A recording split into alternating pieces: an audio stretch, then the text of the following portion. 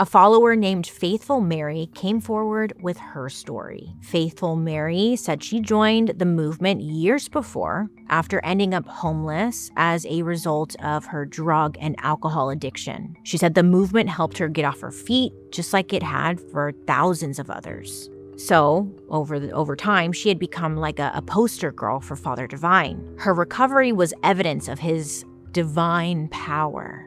So she even opened up her own mission branch in New Jersey.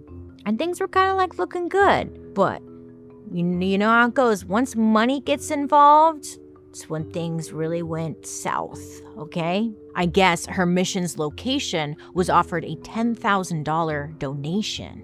So Miss Faithful Mary, she was like, oh my gosh, yes, I will take this donation because we could really use it to like pay rent, to fund things, okay? You get it. But Father Divine rejected the donation, said no. He would never accept donations from outsiders because he wanted the public to know that the mission was self-sustaining.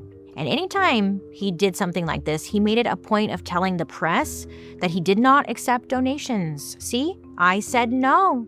We don't need anyone else's money. We don't take bribes. We don't take checks. We are fine.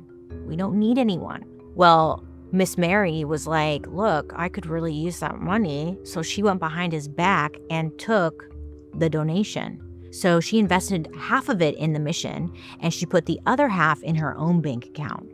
I don't know how he was on it, but Father Divine was on it and he found out she did this. Now, at first he told her to give the money back and he would forgive her, but Mary refused. So he kicked her out of the movement and out of her businesses.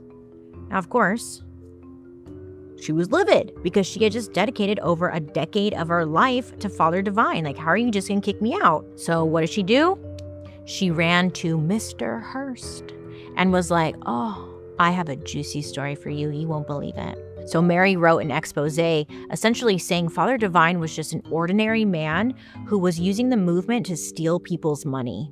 Faithful Mary exposed that every week, Father Divine would secretly accept cash from his followers. She said this money didn't just fund the mission's building and like the Holy Communion banquets. It actually funded his lavish lifestyle. I guess he had plenty of designer suits. He had custom Rolls Royces. And he went on exotic vacations all the time. With whose money? Now, again, this was shocking because Father Divine was known as this selfless, humble leader. But that wasn't all. The biggest scandal, she said, the peace mission movement was not a celibate environment. She said, listen, in those buildings, there are homosexual orgies going on. I saw it. She said that Father Divine, he wasn't celibate either. In fact, he was known to have sex with many women close to him, including her. She said, quote, Divine himself is nothing but a religious gigolo, masquerading as God, having sexual cohabitation with some of his female angels, and consoling these stupid victims by telling them that they have received God's personal blessing. I have known of these angels leaving the boudoir of Divine, shouting that they had been blessed. In actuality, they meant that they had had their sexual desires satisfied. End quote. Whew. That was a long quote. So, from my understanding, he was planting his seed in many. Oh, yeah, Mary. Mary also called him the Rasputin of America. I was like, dang. I could see that. So Mary, she ended up selling stories to the press about Father Divine for years. She made a lot of money off of it, and she paved the way for other women to come forward and talk about their experiences with Father Divine. Meanwhile, Father Divine is just trying to move forward, and it is what it is. There's something he can do about it, but something tragic happens. His wife, Penina, remember her? She ended up dying. Oh, it must have been so tragic. But the weird thing was, Father Divine didn't even acknowledge her death for years. Now, this was because he always told his followers that if they followed his rules, they would live forever. So it was like kind of a bad look that Penina died on him. He's like, God damn it. It kind of ruins things. But also, he himself, it was said that he was really freaked out himself because he truly believed he was not going to die. And this was like, it was, he's being faced with reality. I know, my personal opinion was like, he must have had like some kind of deep-rooted fear about death. At a young age, his mom died. And maybe he never worked through that or something. He just didn't want to accept it. I don't know. There's probably something there. So he's kind of having a little midlife crisis. Oh no, people, you can die? No, So it's fine though.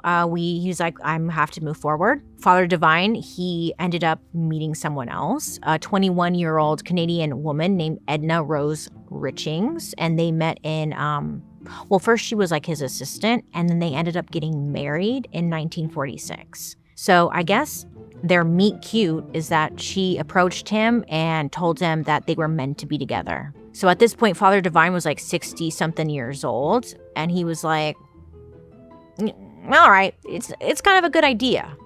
Edna, she was young, she was pure, she believed so much in the movement, and he saw her as like the perfect person to carry on the mission if or when he died. So, okay, let's do it. For the next decade, throughout the 50s, the movement battled one bad PR story after another. Usually it was like a sex scandal involving Father Divine or something about how he was stealing people's money. But the movement was so strong and unique from other religious movements that they really still managed to stay afloat. But time is going on, and Father Divine is getting older. And by the 1960s, he kind of stopped making public appearances. Now, behind closed doors, everyone knew he had like some serious health issues going on.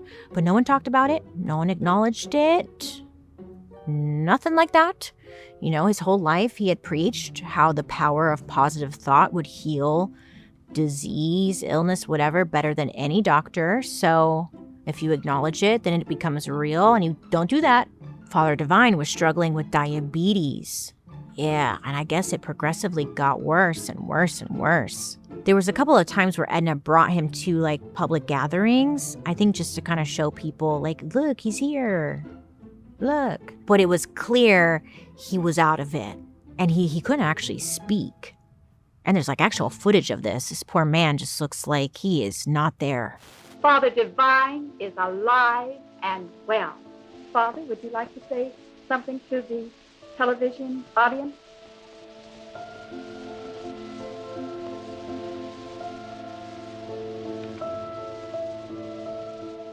Now, Edna, she still encouraged the followers to use the power of positive thinking to heal him. You are a healthy young man, Father Divine. So healthy.